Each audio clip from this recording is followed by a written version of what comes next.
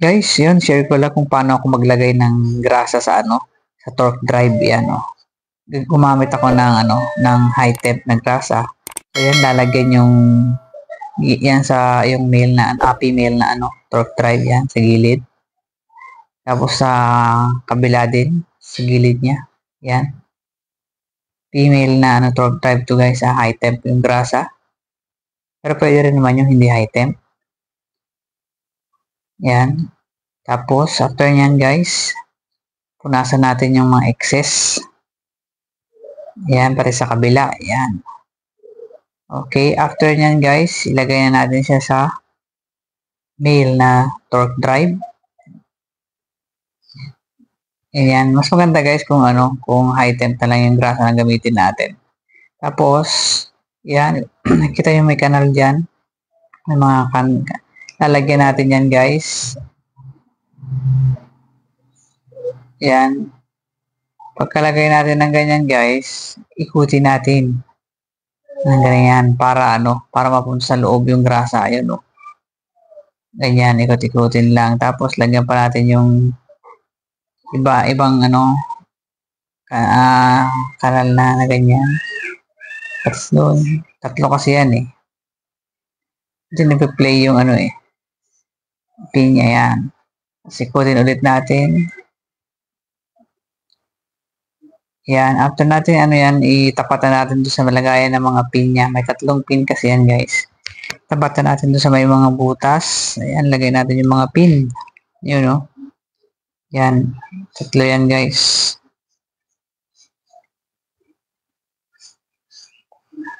Ayan, dyan, isa dyan. Tsaka isa pa.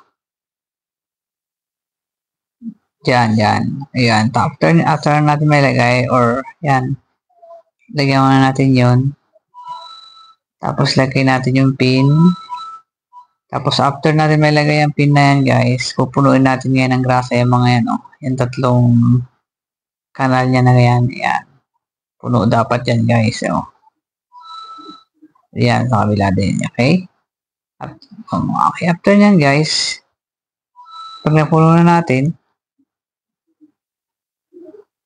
punasan natin yung mga excess ulit dyan. Pwede tayong gumamit ng tissue or basahan guys. Ayan, punasan natin ganyan. Ayan, yung mga sobra. Ayan, mahirap din kasi pag mga sobra, yan, magkakos yan ng dragging pag sobra-sobra yung grasa nilagay. Kaya punasan natin guys. Ayan. So yan, after natin mapuno yung mga, yung 3 kanal na yan ng grasa, ayan, naandyan na yung pin, sliding pin niya. So pwede na nating ilagay yung collar niya, ito. Ayan. Yan kasi yung parang, parang di matanggal yung grasa dyan na nilagay natin. Ayan. Tapos yan, ganito natin ulit. Ayan. Tapos, makikita nyo, mayroong mga sobra doon sa gitna doon, sa butas. Tatanggalin natin yun guys. So yan, dukutin natin, tapos pwede natin ibalik. Sayang din naman kasi yung grasa yan. Yan. Okay, para naman malagyan natin yung bearing na magkabila yan. Kasi may yung marin bearing ng male na torque drive, kailangan din lagyan yan. Tsaka yan. So, paraan yan, para paglagay dito. Dito sa niya, lagyan dyan sa may lampas ng spline niya dyan. Sa lagayan dito ng torque drive, lalagyan natin ng grasa yan. Paikot. Yan. Lagyan lang natin yan. Tapos, after yan guys, ilalagay natin yung torque drive dyan. Okay. So yan, nagsalpak natin na ganyan. Tapos ikot guys. Ikot-ikotin natin ganyan. Ayan, tapos yan. Okay, tapos meron ulit excess dyan, tatanggalin natin yan.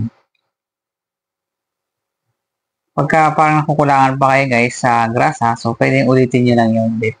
Lagyan nyo ulit doon, tapos paikutin nyo lang ulit yung torque drive.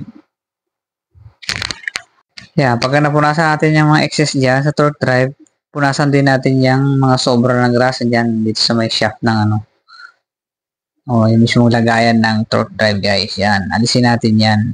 Punasan natin. Gamit tayo ulit ng tissue or basahan. Yan. Yan. Dapat tama lang talaga ang paglalagay ng grasa.